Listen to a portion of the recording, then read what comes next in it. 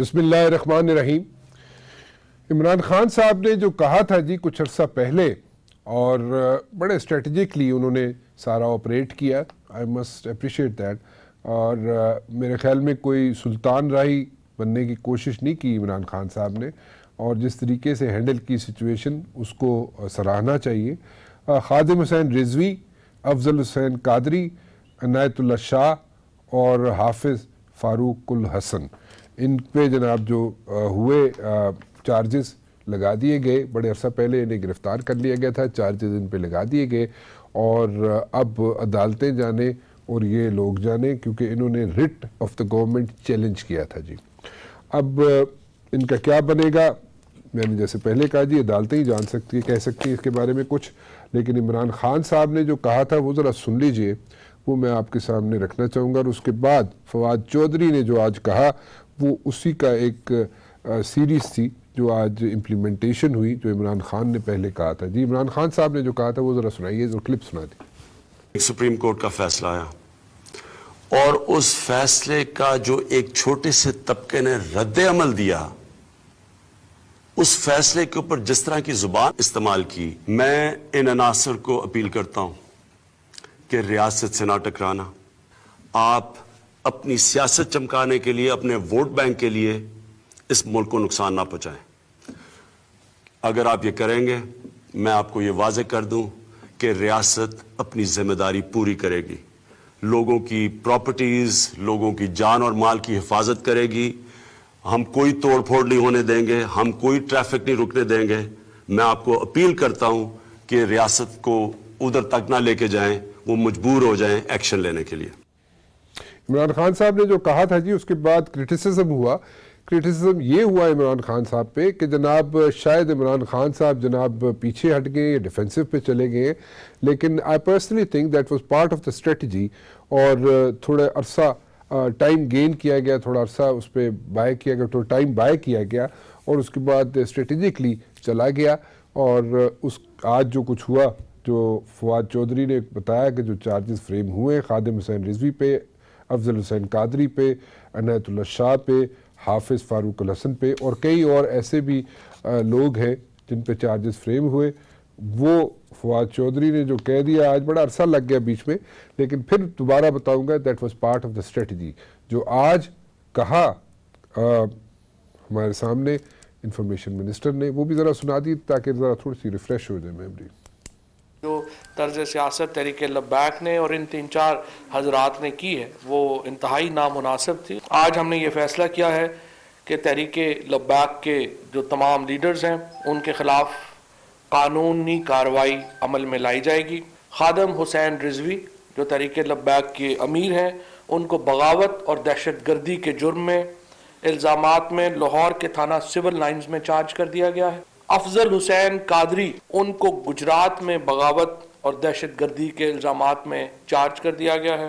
अनायतुल हक शाह, इनको थाना रवात जिला रावलपिंडी में बगावत और एंटी टेररिज्म लॉज के तहत चार्ज कर दिया गया है। हाफिज फारूकुल हसन, इनको बगावत और जो एंटी टेररिज्म लॉ है, इंसदाद दहशत गर्दी का कानून, उसके तहत चार्ज कर दिया गया है। जी मैं शुरू करना चाहूँगा अपने पैनल से, और पैनल का इंट्रोडक्शन करा दूँ जी। मैं पहले बैरिस्टर, मैंने अगर प्रोनाउंस गलत कर जो तो मुझे प्लीज़ एक्सक्यूज़ कर दीजिएगा, मलिका अली बुखारी साहिबा PTI से। जी मैंने गलत तो नाम नहीं ले दिया आपका? नहीं, बिल्कुल ठीक, thank you. Good for me जी। राना मोहम्मद अफजल साहब हैं जनाब मुस्लिम लीग नून से, और नाज बलोच साहिबा पीपल्स पार्टी से। आप सबका बहुत बहुत शुक्रिया। मैं आपसे शुरू करना चाहूँगा बैरिस्टर साहिबा, आप ज़रा बता दीजिए, was this part of the strategy के टाइम बाय किया जाए और स्ट्रेटजी इवॉल्व की जाए और उसके बाद ये स्टेप्स लिए जाए जिनका इमरान खान साहब ने तकरीर में जिक्र किया था कुछ अर्सा पहले, और मेरे ख्याल में केसेस तो आप लोगों ने कल रजिस्टर कर दिए थे, कल जो गुजर गई है, अनाउंस आप लोगों ने 1-2 दिन पहले वैसे आपने केसेस कर दिए थे शायद, और अनाउंस आज किया आपने, लेकिन फिर भी इन बिटवीन जो टाइम था आप लोगों ने स्ट्रेटजी इवॉल्व की। मैं सही कह रहा था या मैं गलत कह रहा था, और आगे क्या होगा जी? लेकिन राणा साहब thank you for that introduction. देखिए जी, ये स्टेट की रिट को मेंटेन करना और आवाम की जानो माल की हिफाजत करना हर हुकूमत की ज़िम्मेदारी है। वज़ीर आज़म साहब ने प्रॉमिस किया था, इनफैक्ट उन्होंने इनको वार्न किया था जो स्पीच उन्होंने की उसमें, कि आप स्टेट से मत टकराएं और स्टेट की रिट को मत चैलेंज करें।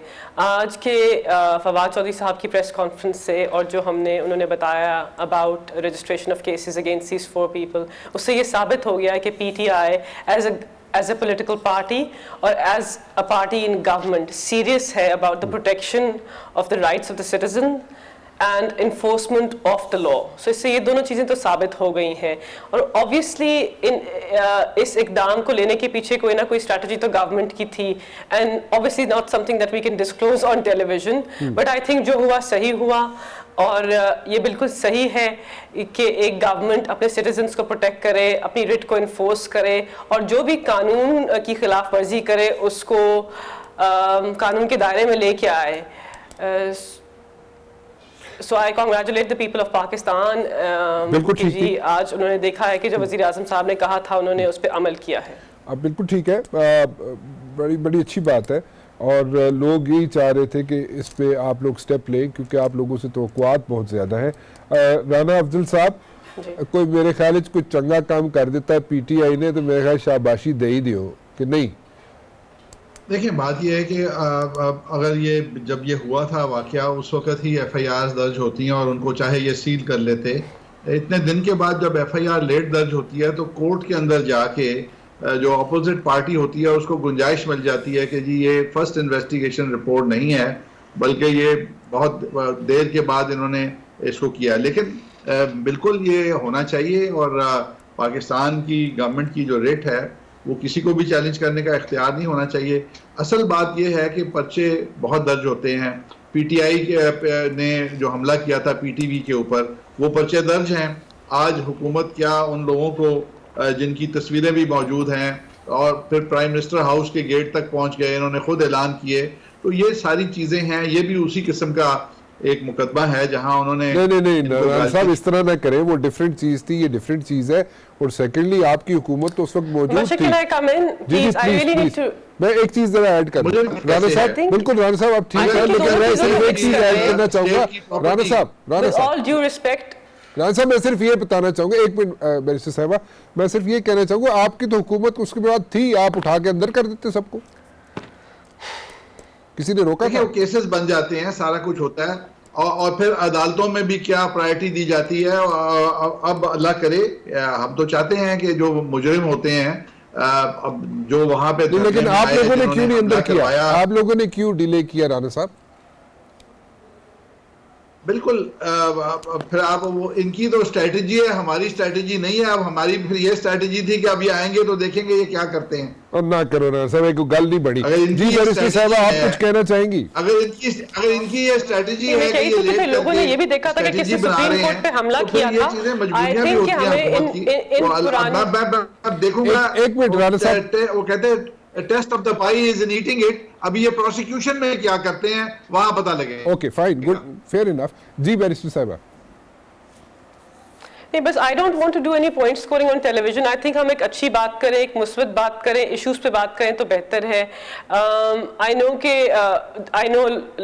कि किसी ने किसी वक्त पे सुप्रीम कोर्ट पे भी हमला किया था और उसका क्या बना, ये भी एक बात है, बट ये इशू एट हैंड नहीं है। हमने बिल्कुल सही तरीके से स्टेट की रेट को इन्फोर्स किया है, और ये अपोजिशन पार्टीज को दोनों को इस बात को तस्लीम करना चाहिए, and they should support us. हमारे इस इक़दाम में उन्हें सपोर्ट करना चाहिए, because we are all part of the democratic framework of Pakistan, और ये डेमोक्रेसी के लिए अच्छा है। ओके, नाज साहिबा, what's your stance on this one? और पार्टी आपकी का, यानी कि पीपल्स पार्टी का क्या स्टैंस है इस पे जो इक़दाम उठाया गया? जी बिस्मिल्लाहिर्रहमानिर्रहीम। राना साहब, आपको तो पता है कि जब ये वाकया हुआ, जब ये प्रेस कॉन्फ्रेंस एक पै दर पे हो रही थी, और उस पर जब स्टेट की रिट की बात हुई तो जी राजा साहब, आपको मेरी आवाज जी आ रही है? बिल्कुल आ रही है जी, आपकी आवाज भी आ रही है, तस्वीर भी आ रही है। जब स्टेट के रिट की बात हुई तो उस वक्त सबसे पहले पार्लियामेंट में खड़े होकर बिलावल भुट्टो जरदारी साहब ने बड़े हिम्मत के साथ, जुर्रत के साथ एक वाज़ेह स्टैंड अपना दिया कि कदम बढ़ाओ इमरान खान, हम तुम्हारे साथ हैं। लेकिन वो कदम बढ़ाने में उनको इतना टाइम लग गया That was part of the strategy, कि जी। नहीं, मेरी गुजारिश जी। सुने, कदम बढ़ाने में उनको इतना टाइम लग गया कि 3 दिन तक पूरा पाकिस्तान जो है वो जैम पैक रहा। यहाँ पे जो है रोड बंद रहे, ब्लॉकेज हुए, लोगों को नुकसान हुआ, गिराव जलाव हुआ, लोगों के अमलाक को नुकसान पहुंचा। नाज बीबी नून लीग के दौर में पूरा तकरीबन एक बार बंद रहे रोड, 24 दिन टू बी प्रिसाइज। नहीं, वो तो एक देखिए, वो तो एक रोड थी ना, वो एक सड़क थी। ये पूरा पाकिस्तान बंद हो गया था। ये पूरा पाकिस्तान, आपको याद होगा कि मोहतरमा बेनजीर भुट्टो की शहादत के बाद जब लोगों में गम गुस्सा था और लोग बाहर निकले और जो भी तोड़फोड़ हुई, जो कुछ हुआ, उस वक्त 1 से 1.5 दिन के अंदर ही ये सारा हुआ और कंट्रोल में चीजें आ गई। इस दफा तो 3 दिन जो है, 3 दिन तक सड़कें बंद रही, मोटरवेज बंद रहे और वजीर आजम साहब को अपोजिशन के लीडर कह रहे हैं, बिलावल भुट्टो साहब खड़े होके कह रहे हैं कि जी कदम बढ़ाओ इमरान खान, हम तुम्हारे साथ चले जी, उन्होंने कदम बढ़ा लिया, that was part of the strategy. Barrister साहबा भी मुस्कुरा रही हैं इस बात पे। राणा साहब, all is well that ends well. Yeah, exactly. All is well that ends well. लेकिन ना टाइमिंग मैटर करती है राणा साहब। ये कदम अच्छा, जो पहले एक वैसे राणा साहब का भी, राणा अफजल साहब का भी एक पॉइंट है, मुझे वो बैरिस्टर साहब ही बता सकेंगी कि एफआईआर रजिस्टर करने में जो देर लगाई गई उसका क्या इम्पैक्ट पड़ेगा बैरिस्टर साहब इस पे? I think what is really important Rana साहब इस के प्रोसिक्यूशन, देखिए हमारे जो सिस्टम की मेन डिफिशिएंसी है ना, मैंने आपके प्रोग्राम में पहले ये शायद डिस्कस किया है कि वो है इन्वेस्टिगेटिव प्रोसेस के अंदर और प्रोसिक्यूशन के अंदर। अगर प्रोसिक्यूशन और पुलिस एक अच्छा केस कोर्ट में पेश करेंगे with the right evidences, then मेरे मुताबिक एज ए लॉयर कोई ऐसी कथन नहीं है कि ये केस प्रोसीड ना कर सके। ऑब्वियसली ट्रायल के ऊपर कमेंट करना इस वक्त टीवी पे बैठ के as a representative the ministry of law and justice ठीक नहीं होगा, बट मैं आपको सिर्फ ये कह सकती हूँ कि जो भी स्ट्रैटेजी थी वो सही थी। हमने अपने तरीके से स्ट्रैटेजी अपनाई, उसको सही तरीके से बनाया और इम्प्लीमेंट किया और आपके सामने उसका नतीजा आज आ गया है। अनप्रेसिडेंटेड है, कोई भी हुकूमत इतना ब्रेव बोल्ड स्टेप किसी भी हुकूमत ने पहले नहीं उठाया। यू अंडरस्टैंड इसकी क्या रैमिफिकेशंस हैं, और इंशाल्लाह देखिए क्या होता है, ये बाकी कोर्ट में होगा, लेकिन हम पूरी कोशिश करेंगे, प्रोसिक्यूशन पूरी कोशिश करेगी कि अच्छा केस प्रेजेंट करें। बिल्कुल ठीक है जी। मैं एक ब्रेक लेना चाहूँगा, लेकिन ब्रेक से पहले मैं 2 चीज़ें बता दूं आपको। एक तो ये है जी कि लाइव कॉल्स हैं, अगर कोई लाइव कॉल करना चाहे, कोई सजेशन देना चाहे, कोई अपनी सवाल हो पैनल से तो ज़रूर कीजिएगा, लेकिन मुख्तसर रखिएगा। और सेकेंडली एक चीज़ मैं और बताता चलूँ, जो नई चीज़ मैं इंट्रोड्यूस करवा रहा हूँ अपने शो में। हमेशा हम अखबारात में तो देखते हैं जनाब, आप कार्टून देखते हैं और कार्टून्स को देख के आप उसका मतलब होता है, बड़ा गहरा मतलब होता है हर कार्टून का जो अखबार में छपता है, क्योंकि हमने प्रिंट मीडिया से हम लोग आए, 16 साल काम किया उसमें। तो आई थॉट कि आज इलेक्ट्रॉनिक मीडिया में भी कार्टून आपके सामने रखूँ मैं। अख्तर शाह साहब मेरे साथ द न्यूज़ अखबार में कई साल उन्होंने मेरे साथ काम किए। शार्टून के नाम से वो जनाब अपना बनाते हैं, कार्टून बनाते हैं, द न्यूज़ अखबार में भी बनाते रहे। आज मैं चाहूँगा ये कि उनके ज़रा कार्टून दिखा दूँ आपको, ज़रा कार्टून दिखाइएगा जी उनके, फिर मैं ब्रेक के बाद जब वापस आऊँगा तो मैं उस पर भी बहस करना चाहूँगा। ये अख्तर शाह साहब ने अपना ही जनाब यहाँ पे तस्वीर बनाई है। और नेक्स्ट जो चीज़ है वो ये है जनाब कि इकॉनमी के बारे में उन्होंने आज बताया है कि इमरान खान साहब को चाबी दे दी गई है मुल्क की इकॉनमी संभालने के लिए, और वो चाबी उन्हें मिल गई है, वो गाड़ी खड़ी है, लेकिन उनके इर्द गिर्द जो लोग हैं जो उनकी टीम में शामिल हैं, और वो क्या इसके साथ हेल्प आउट कर सकेंगे इमरान खान साहब को या नहीं, क्योंकि देखने में ये आ रहा है कि गिने चुने लोग हैं जो कि सपोर्टिव हैं, जो कि कोई ऐसी चीज़ पेश कर सकते हैं या ऐसी इनपुट दे सकते हैं इमरान खान साहब को जिससे इकॉनमी बेहतर हो सके। लेकिन फ़िलहाल ये भी क्या पार्ट ऑफ स्ट्रेटजी है कि डॉलर कहाँ पे कहाँ पहुँच गया, और कर्ज़े भी ऑटोमेटिकली जब डॉलर ऊपर जाएगा तो कर्ज़े भी उसमें मल्टीप्लाई हो जाएंगे। उनकी फिगर्स मल्टीप्लाई हो जाएंगे। और क्या जो लोग, जिसमें अख्तर शाह साहब जो कार्टूनिस्ट हैं वो बता रहे हैं कि सारे लोग बैठे अपनी इनपुट दे रहे हैं, कोई तालियां बजा रहे हैं, कोई क्या कर रहा है, but at the very same time क्या वो इनपुट लॉजिकल इनपुट भी दे सकेंगे, कोई वाकई इकोनॉमी को सहारा दे सकेंगे? क्योंकि इमरान खान साहब की नीयत पे शक नहीं किया जा सकता, बट एक बंदा खुद जो है वो सब कुछ ठीक नहीं कर सकता। टीम उनके साथ सपोर्ट उनको करेगी या नहीं करेगी, ये भी जानना बहुत ज़रूरी है। और अपोजिशन का भी जिक्र किया है, एक और कार्टून आपके सामने अख्तर शाह साहब का, कि अपोजिशन वाले भी बैठे हुए हैं, पीछे देख रहे हैं। उनमें जनाब 2 लीडरान हैं, नवाज शरीफ साहब भी हैं, जरदारी साहब भी हैं, वो भी देख रहे हैं इमरान खान साहब को कि इकॉनमी कैसे ठीक करेंगे इमरान खान साहब। एक ब्रेक, उसके बाद वापस आऊँगा अपने पैनल के पास और आपकी लाइव कॉल्स भी लूँगा। आपकी कॉल्स भी लूँगा जी। मैं इरम एहसन है मेरे साथ एक कॉलर, वो मैं आपको बोलूँगा। इरम एहसन थोड़ा सा कराची से मेरे साथ मौजूद है, थोड़ा सा इंतज़ार मज़ीद कीजिएगा आप। मैं नाज बलोच साहिबा से पूछूंगा। नाज बलोच साहिबा, are you happy with the strategy, I would say the strategy which is being evolved by the PTI government, या इमरान खान साहब जो स्ट्रेटजी इवॉल्व कर रहे हैं रिगार्डिंग फिक्सिंग आवर इकोनॉमी जी, इसके बारे में क्या कहेंगे आप सेटिस्फाइड हैं या नहीं? Rana Sahab, I don't think first of all there is any strategy that PTI has so far, because the poor fiscal policy that's evident from the day-to-day the scenario, the way they are moving, the way they are proceeding the government, मुझे तो हैरत है कि ये इतनी नाअहली और अनप्रिपेयर्डनेस के साथ ये हुकूमत जिस तरह चल रही है। और डॉलर की आप देखें कि डिवैल्यूएशन करेंसी, पाकिस्तानी करेंसी की जो डिवैल्यूएशन इतनी रिकॉर्ड तोड़ हुई है। 2 रुपया अगर आप यकीन कीजिए कि डॉलर की कीमत में इजाफा होता था, सबसे ज्यादा असद उमर साहब जो है वो रोती सूरत बना के दुख और तकलीफ का बिल्कुल एक इतनी एग्नी होती थी उनके चेहरे पे, इतनी तकलीफ और दुख के साथ वो खड़े होकर कहते थे जी 2 रुपए अवाम के ऊपर बर्डन डाल दिया जा रहा है 3 लीटर पेट्रोल बढ़ने पे, 2 रुपए करेंसी डीवैल्यू हो गई है, सबसे ज्यादा शोरिया मचाते थे। आज इनको क्या हो गया कि आते ही आपने 10 रुपए आते ही पहले 2 हफ्तों से 2 से 3 हफ्तों में आपने बढ़ा दिए, और उसके बाद 124 पे आपको डॉलर मिला था, 124 से 135 करके भी सुकून ना मिला, तो अब मजीद बढ़ा के आपने 145 तक कर दिया है। अब इसका जो डायरेक्ट इफेक्ट है वो आपका इन्वेस्टर भाग रहा है मुल्क छोड़ के, आपकी रेमिटेंस शेयर्स पे मुतासर हो रही है, लोग पैसा भेजना लोगों ने कम कर दिया है, और इंपोर्ट जो है वो आपकी बढ़ गई है, एक्सपोर्ट जो है वो गिर रही है, इंडस्ट्रीज बंद हो रही हैं। तो व्हाट इज द प्लान? मतलब एक तरफ तो आपने लोगों को इंक्रोचमेंट के बहाने, इंक्रोचमेंट के नाम के ऊपर जो छोटे छोटे रोजगार थे, टक शॉप थी, छोटी छोटी दुकानें थी, लोगों को आपने बिल्कुल वो ऑपरेशन करके ऐसा पूरा आपने कारोबार लोगों के वाइंड अप कर दिए, गिरा दिए सारे के सारे। तो आप मुझे बताइए, आप लगा रहे हैं कौम को किसके ऊपर? तो जनाब जो है वो चिकन एंड एग की स्टोरी के ऊपर आप कौम को लगा रहे हैं। इट्स गुड, ठीक है, लाइफ स्टॉक के ऊपर बहुत काम करना चाहिए। First we are an agricultural country, हमने अपने पानी के सिस्टम को इम्प्रूव करना चाहिए, हमें एग्रीकल्चरल सिस्टम को इम्प्रूव करना चाहिए, साथ ही हमें लाइफ स्टॉक पे बहुत फोकस करने की जरूरत है, और हमारे पास बहुत ज्यादा जो है इस पे वैक्यूम है काम करने का।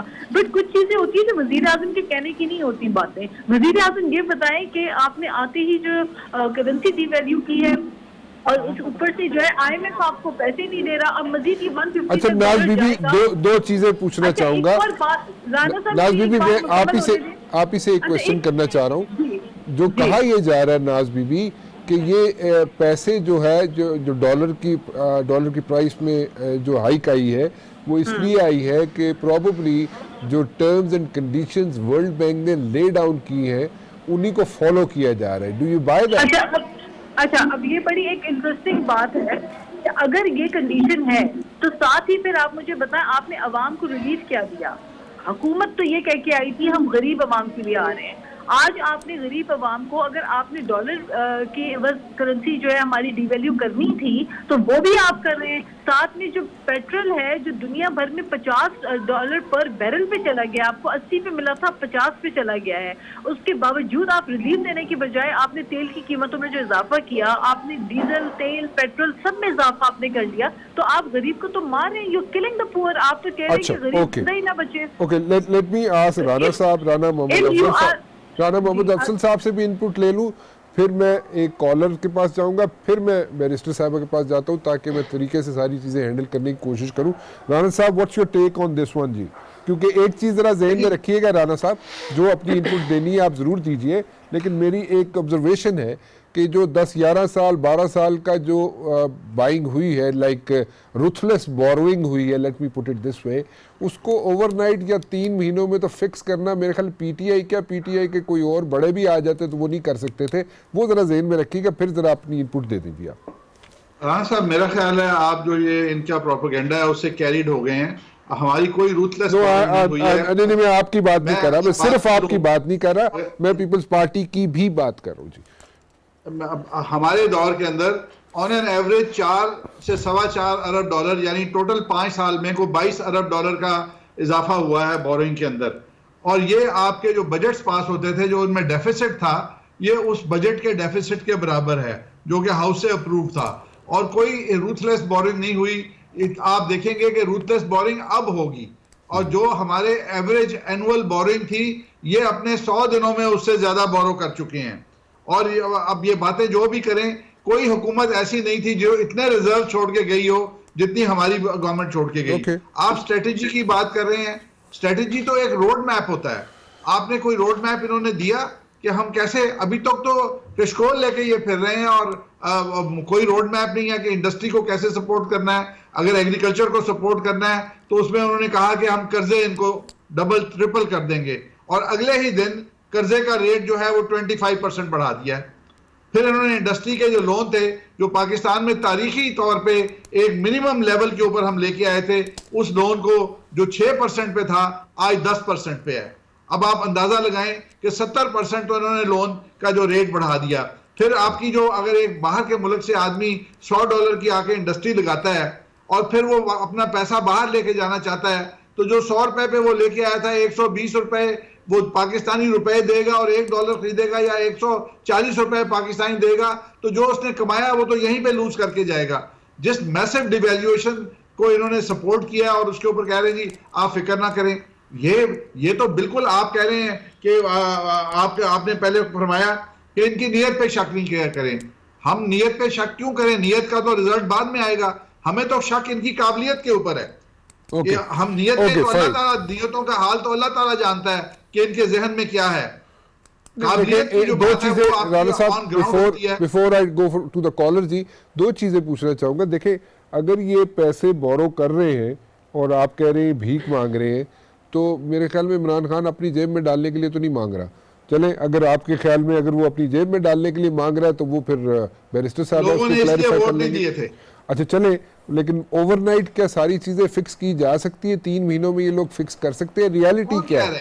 मैं वैसे ही मैं बात कर रहा हूँ क्योंकि आप समझ रहे हैं शायद इनका कोई प्रोपेगेंडा है, उससे मैं कैरिड में हो गया। लेकिन एनीवेज, मैं एक राना अफजल साहब ठीक कह रहे हैं, you are asking for a strategy, what is the strategy? और ओवरनाइट हमने ओके फाइन, देखिए ये तो ग्रेजुअली होती है, आपकी डायरेक्शन दुरुस्त हो तो आप फेयर इनफ राना साहब, आपकी तो डायरेक्शन ही दुरुस्त नहीं है। आपका बात जो है, आप कह रहे हैं स्ट्रेटजी क्या है, स्ट्रेटजी इकोनॉमिकली फिक्स करने के लिए मुल्क को स्ट्रेटजी क्या है? Fair enough, good question.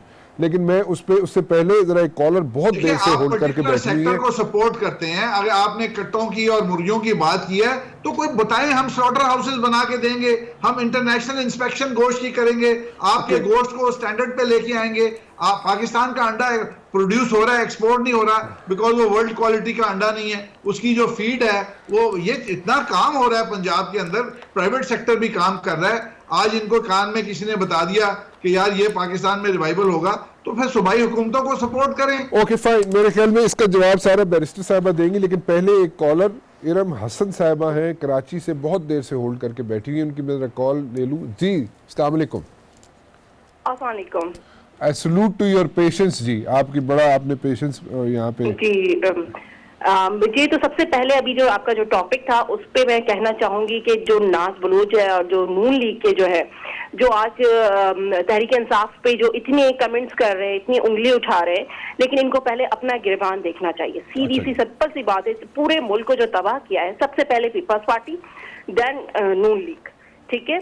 सबसे पहले पाकिस्तान स्टील मिल के हवाले से मैं बात करूंगी कि इन्होंने कितना तबाह किया पीपल्स पार्टी ने, उसके बाद नून लीग वालों ने तो छोड़ा ही नहीं। और नून लीग वाली जो अभी लास्ट में जो बात कर रहे हैं कि जब इन्होंने कोई खजाना ही नहीं छोड़ा तो क्या भीख मांगने की, किससे भीख मांग रहे? अपनी आवाम से मांग रहे, किसी और से नहीं मांग रहे। अगर उसमें अगर हेलो हेलो हेलो जी, अपनी आवाम से मांग रहे हैं। कोई इसमें आप लोगों ने जब खजाने में कुछ छोड़ा ही नहीं है कि नेक्स्ट हुकूमत कुछ कर सके, कोई स्टेप ले सके, तो जाहिर सी बात है आप लोगों को इतना बुरा क्यों लग रहा है? अच्छा चले, बिल्कुल ठीक है जी, आपकी ऑब्जर्वेशन है, इस पे मैं जवाब बाद में मांगूंगा। पहले मैं जरा बैरिस्टर साहबा आप जरा जवाब दे दे, क्योंकि राना अफजल साहब भी ये पूछ रहे हैं कि जनाब आप लोगों की इकोनॉमी को, मुल्क की इकोनॉमी को फिक्स करने की स्ट्रेटजी क्या है, नंबर 1। नंबर 2, नाज बलोच साहिबा कह रही है जनाब कि आप लोग नहीं फिक्स कर पा रहे और आपके पास प्रॉपर्ली मैनेज नहीं कर पा रहे इकोनॉमिक जो प्रॉब्लम्स हैं। लेकिन at the very same time barrister साहिबा ये भी बात है कि लगता ये है कि आप लोगों ने शराइत जो है, जो पहला सेशन हुआ था IMF के साथ आपकी गवर्नमेंट का, उसमें कुछ शराइत प्रोबेबली रखी गई थी IMF की तरफ से और वो आपने उस पर अमल दरामद शुरू कर ली। इज इट सो या मैं कुछ गलत कह रहा हूँ? कपल ऑफ थिंग्स, एक तो आप रिवाइटलाइजेशन ऑफ इकोनॉमी की बात करें, दूसरी जो डॉलर जो है उसकी अप्रिसिएशन की और रुपये की डिवैल्यूएशन की बात करें। जहाँ तक डॉलर की बात है, इसमें इशू ये है कि पहली हुकूमत और हुकूमतों में ये होता रहा कि डॉलर जो रुपये है उसकी वैल्यू को आप अगर आर्टिफिशियली कंट्रोल करेंगे और स्टेट बैंक के थ्रू ये मेजर्स अपनाएंगे, that's a different thing. PTI doesn't believe in that. Asad Umar साहब ने अपनी प्रेस कॉन्फ्रेंस में ये भी कहा कि we are not going to artificially control the price of any currency. ठीक है, पहली बात तो ये है। दूसरी बात ये है कि ऑब्वियसली ये जो पूरा इशू है करेंसी डिवैल्यूएशन का, ये बड़ा लार्जर इशू है, it's a big economic issue. ये 100 दिन की बात नहीं है, it's actually can go back to 10 years or maybe even further than that, because the issue is कि ये एक supply and demand का issue है। आपकी imports कैसी हैं, आपकी exports कैसी हैं, आपकी country का अपना infrastructure कैसा है। It's not just one issue। currency devaluation को आप pinpoint करके 100 दिन के ऊपर नहीं रख सकते कि हमने आपको 125 पे दिया था, आप 134 पे या 135 पे ले गए, you know, so it's not as simple as that, it's more complex than that। and obviously PTI wants to settle this issue, but इसके ऊपर एक रेंज ऑफ मेजर्स लेने पड़ेंगे on actually reforming the economy. आप देखें कि इन्होंने हमें दिया क्या, अ ब्रोकन रेगुलेटरी सिस्टम, अच्छा, big losses in every private public sector entity, गर्दिशी कर्जे जो 1.2 ट्रिलियन को हिट किया, जिन्होंने फिस्कल डेफिसिट इनके टाइम पे 16 ट्रिलियन से 28 ट्रिलियन डेट हो गया, पब्लिक डेट हो गया। ऐसे तारीखी कर्जे इन्होंने लिए कि अब हमें उन कर्जों की किस्तें अदा करने के लिए कर्जे लेने पड़ रहे। So it's a cycle. इन्होंने आते ही सारे 500 बिलियन रुपीस डाले जी, इंजेक्ट किए कि हम ये गर्दिशी कर्जे खत्म कर देंगे, फिर 1.2 ट्रिलियन पे क्यों छोड़ के चले गए? ये इनकी दी गई जो नेमत हैं उनको हम लेके पहले तो इकोनॉमी को हम फिक्स कर रहे हैं, इन द सेंस कि उसको हम नॉर्मलिटी पे लेके आ रहे हैं। उसके बाद ऑब्वियसली असद उमर साहब की शक्ल के अंदर we have a very able finance minister, we have Hammad Azhar as a revenue minister, जो एक्शंस ले रहे हैं। We are trying to fix the economy, we have a plan जिसके अंदर जॉब्स की बात है, जिसके अंदर SME सेक्टर को रिवाइव करने की बात है, जिसके अंदर ऑब्वियसली एक्सपोर्ट की बात है, जिसके अंदर यू नो इंपोर्ट्स को कंट्रोल करने की बात है, लेकिन एक चीज है, हाउसिंग की बात है, जॉब क्रिएशन की बात है। These are all part of a larger structure of reviving the economy.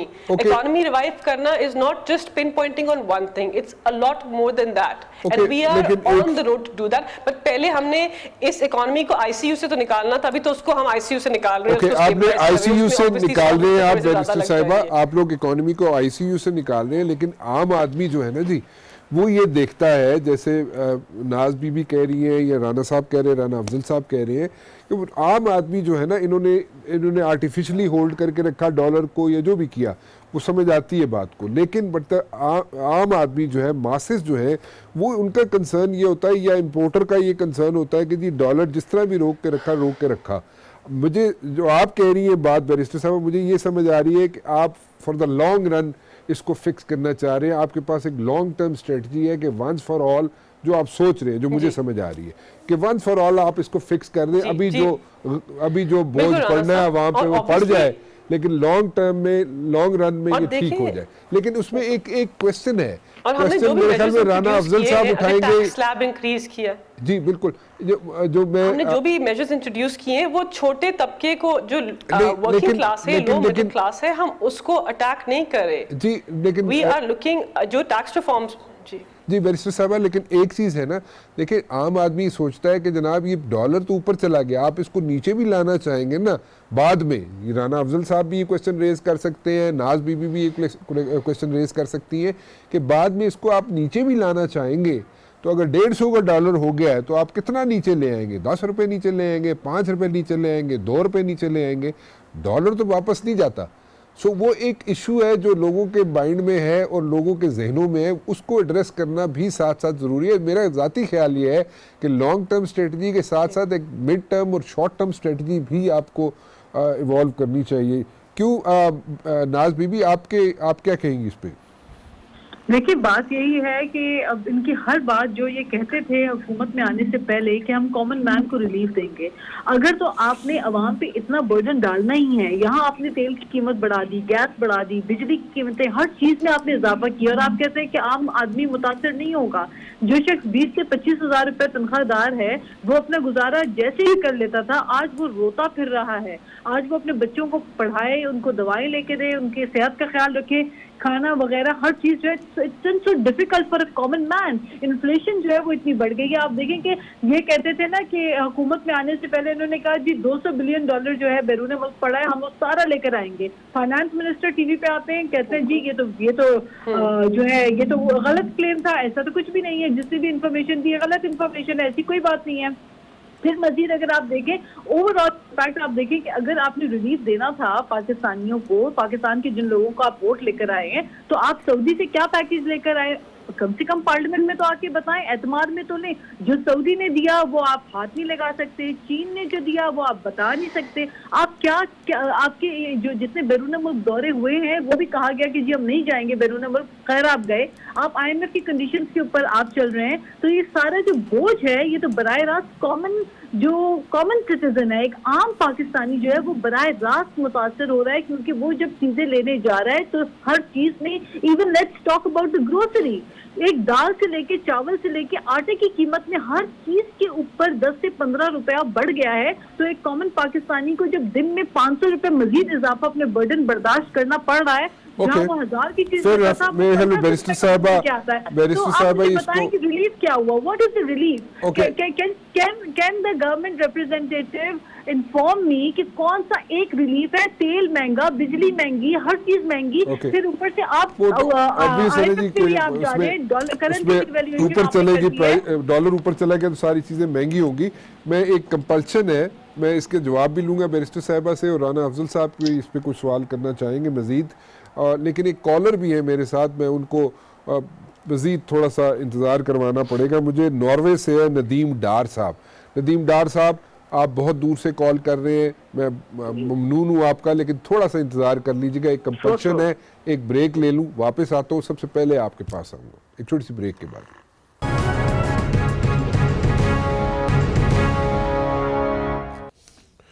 बहुत देर से जी नॉर्वे से मेरे साथ एक कॉलर है और नदीम डार साहब आपके पेशेंस को सलाम, और बड़ी देर से आप होल्ड करके बैठे, लेकिन गुफ्तगू ऐसी चल रही थी, माजरत चाहता हूँ जी। क्या सवाल करना चाहेंगे आप?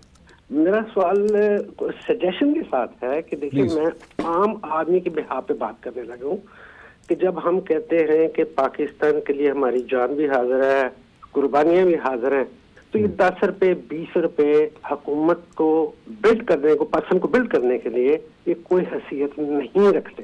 अच्छा। देखिए, पीपल्स पार्टी है या मुस्लिम लीग है, इन्होंने तबाह बर्बाद किया, ये सिर्फ और सिर्फ उंगली उठा सकते हैं दूसरे के ऊपर, ये काम ना इन्होंने किया और ना कर सकते हैं। अच्छा। ये कहते हैं जी ब्रॉड एस्पेक्ट्स पे लॉन्ग टर्म शॉर्ट टर्म की बात करते हैं, ना इन्होंने लॉन्ग टर्म किया ना इन्होंने शॉर्ट टर्म किया। जहां तक इमरान साहब का तल्लक है, देखिए वो अभी आए हैं, अगर एक पढ़ा लिखा इंसान जो भी विजन रखता है पाकिस्तान के लिए, दर्द रखता है, वो इमरान खान के साथ खड़ा है आज। क्योंकि जो पुराने लोग हैं, जरदारी साहब हैं, वो क्या थे, या नवाज शरीफ बजाते खुद वो क्या था, लेकिन इन्होंने सारे का सारा वो टोला अपने साथ शामिल किया जिसने सिर्फ पाकिस्तान को लूटा है और कुछ भी नहीं किया। अच्छा। मैं ऑन बिहाफ ऑफ आम पाकिस्तानी, चाहे वो बाहर बैठे हैं या मेरे पाकिस्तान में मेरे बहन भाई रिश्तेदार बैठे हैं, हम तमाम 20 रुपए 50 100 रुपए कुछ भी नहीं हमारे लिए हैसियत रखते। हम खर्च करने के लिए अपनी जानें देने के लिए तैयार हैं। लेकिन खुदारा ये जितने पीपल्स पार्टी वाले हैं या जितने ये चोर हैं मुस्लिम लीग वाले, इन सबको हैंग कर देना चाहिए। अच्छा, और मैं एक लाभ चीज ला देना पूछना चाहिए। चाह रहा हूँ, जी, एक चीज जी, डार साहब मुझे बताएं, क्योंकि हमारे यहाँ पे पैनल में से एक ऑब्जर्वेशन आई थी कि रेमिटेंसेस जो है वो कम हो गई हैं। आप लोगों ने पैसा भेजना पाकिस्तान में रोक दिया है, कम कर दिया? मैंने तो आपको कंफर्म बता रहा हूँ कि जितने मेरे दोस्त अहबाब हैं उन्होंने तमाम ने पैसा भेजना ज्यादा किया है। पहले हम समटाइम्स, ये ओपन बात है, हुंडी के जरिए भिजवाते थे। अच्छा। लेकिन हमने अभी थ्रू बैंक ट्रांजैक्शन शुरू की हुई है और हम बैंक के थ्रू भेजे हैं और भेजते रहेंगे इंशाल्लाह। और यहाँ तक कि यहाँ पे नॉर्वे के जो फॉरेनर हैं वो भी पाकिस्तान के लिए अभी यकीन कीजिए पॉजिटिव बात करते हैं, वो विजन की बात करते हैं। देखिए टाइम लगेगा, थोड़ा सा टाइम लगेगा। So what you're saying is, डार साहब, what you're saying is कि थोड़ा सा ब्रीदिंग स्पेस दिया जाए पीटीआई की हुकूमत को, इमरान खान को, और अगर मतलब कि इनको फिक्स करने के लिए थोड़ा सा टाइम मिलना चाहिए। So this is what you are saying. बिल्कुल मिलना चाहिए। ओके जी, thank you very much for talking to us. जी बैरिस्टर साहिबा, आप बता दीजिए जी, आपको तो नॉर्वे से भी बड़ी यहाँ पे खुशखबरियाँ आ रही हैं और आपको तो रेमिटेंसेस बंद कोई नहीं हुई, वो तो कह रहे हैं ज़्यादा भेज रहे जी हम। जी मुबशर, ऑब्वियसली डिस्कशन जो, I will just respond to what अनाज सेड। ऑब्वियसली इनका अपना व्यू है and she is member of the opposition with her own critic, और इनको हक भी है अपनी राय देने का। This is part of a thriving democracy के opposition is able to present their view and critique the government. But in my defense मैं सिर्फ ये कहूँगी कि देखिए हमने जो भी economic measures लिए हैं और difficult decisions लिए in the current circumstances, मैं जितना भी इसको state कर सकूँ उतना कम है। हमने जब economy का हाल देखा when we came into power 100 दिन पहले, तो हर चीज़ was affected by loss. I know at the cost of being repetitive, but people of Pakistan should know कि हमने इनसे inherit क्या किया था। हमने इनसे एक broken economy inherit की थी। वो economy 100 दिन में fix नहीं हो सकती। राना साहब आपसे, राना अफजल साहब आपसे कुछ difficult फैसले लिए हैं। वो ये उनकी right है। He doesn't have to agree with everything I say, but I have the right to present my party's view and the government's view. Fair enough. और मेरा व्यू ये है कि हमने मुश्किल फैसले किए हैं और हमने वो फैसले ऐसे किए हैं कि जो लोअर वर्किंग क्लास लोग हैं उससे कम इफेक्ट हो। फॉर एग्जांपल LPG जो गैस सिलेंडर है, वो पाकिस्तान के ज़्यादातर लोग उस गैस सिलेंडर को यूज़ करते हैं and probably 30% of the people are connected to gas. तो हमने उस पर जो GST उसको कट किया, उसकी इम्पोर्ट पे पैसे कम किए, उससे गैस सिलेंडर की प्राइस कम हो गई। ये एक रिलीफ है आवाम को हमने जो दिया है। ये नजर नहीं आ रहा, इसके बारे में ये बात नहीं कर रहे क्योंकि ये क्रिटिक करें, but that's a major relief. उसके बाद अगर हमने सैलरी क्लास के लिए टैक्सेस बढ़ाए तो उस स्लैब को उसमें से निकाल दिया जो सबसे लोअर तबके में आते हैं। Now that's another relief. So हम कोशिश कर रहे हैं कि हम अपने मेजर्स से, अपनी डिफिकल्ट डिसीजन से आवाम को तकलीफ ना पहुंचाएं, because we have a people centred policy. I understand what you are saying. मेरे पास एक छोटा सा सवाल है, मुझे उसका जवाब चाहिए। मैं पहले भी पूछ चुका हूँ कि ये आपके पास स्ट्रेटजी इकोनॉमी को फिक्स करने के लिए जो है, जो अपरेंटली नज़र आ रही है, that is like long term strategy. Do you have any mid term और short term strategy to fix the economy of Pakistan? जी ठीक है, PTI नून लीग वालों ने भी गड़बड़ कर दी, पीपल्स पार्टी ने भी गड़बड़ कर दी, लेकिन आपके पास क्या स्ट्रेटजी है mid term and short term में? देखिए ऑब्वियसली इसका सही जवाब तो आपको हमाद असद उमर ही दे सकते हैं, but as a government representative मैं आपको सिर्फ ये कहूँगी कि ऑब्वियसली हमारे पास एक स्ट्रैटेजी है। ऑब्वियसली हम इस सिस्टम को फिक्स करने की कोशिश कर रहे हैं। अगर आप हमारे हाउसिंग प्लान को देखें या हमारी नेशनल फाइनेंशियल इंक्लूजन स्ट्रैटेजी को देखें या हमारी SME ग्रोथ स्ट्रैटेजी को देखें या हमारी किसी और स्ट्रैटेजी को देखें, हमारी किसी और पॉलिसी को देखें, तो आप उसमें देखेंगे कि उसके अंदर शॉर्ट टर्म और लॉन्ग टर्म मेजर्स दोनों हैं। ऑब्वियसली वी अंडरस्टैंड कि इकोनॉमी को लॉन्ग टर्म में फिक्स करने के लिए शॉर्ट टर्म सही मेजर्स लेने पड़ेंगे। So it's part of our overall strategy. It is. चलिए, and हम ठीक है। उसी के राणा साहब- मुताबिक चल रहे हैं। देखिए, हम जो बाहर गए मुल्कों से पैसे लेके आए, हम IMF के पास फौरन नहीं गए, that's part of our strategy, right? क्योंकि हम ऐसी टर्म्स अपनी आवाम के लिए नहीं लेना चाहते जो बहुत डिफिकल्ट होंगी, जिनको इम्प्लीमेंट हम नहीं कर सकेंगे। लेकिन तो हम बाहर अपने दोस्त ममालिक के पास गए, उनसे हमने बैरिस्टर साहबा अभी जो प्राइस, अभी जो डॉलर पे हाइक हुई है, इसकी जो कीमत बढ़ी है, इसके ये this is because of the IMF, उन्होंने जो कंडीशंस रखी हैं आपके सामने, इसलिए आपने डॉलर की कीमत बढ़ाई है? I don't think so. अच्छा, I don't think so. I don't think कि हमने कोई IMF की कंडीशनैलिटी को कबूल किया है। ओके, ठीक है। Because we still in talks with them. So okay, ठीक है जी। राणा साहब, your take on this one जी। वो कह रहे हैं IMF ने अभी कंडीशन नहीं रखी, डॉलर की जो प्राइस देखिए, अभी बात चढ़ी यह है है इसलिए कि इकोनॉमी के अंदर माइलस्टोन्स होते हैं, और वो माइलस्टोन है कि हम ग्रोथ रेट को 5.8% पे लेके गए। एक माइलस्टोन ये है कि आपकी गरीबों के लिए जो महंगाई की शरह थी, इन्फ्लेशन, वो 4% पे थी। एक माइलस्टोन है कि हमने 5 साल में टैक्स रिकवरी को 2 गुना कर दिया। ये हकायक हैं जिनको PTI झूठ बोलने वाली जमात भी उनको झुटला नहीं सकती। इनका 5 साल असद उमर हमारी फाइनेंस कमेटी के मेंबर रहे, CPEC कमेटी के मेंबर रहे।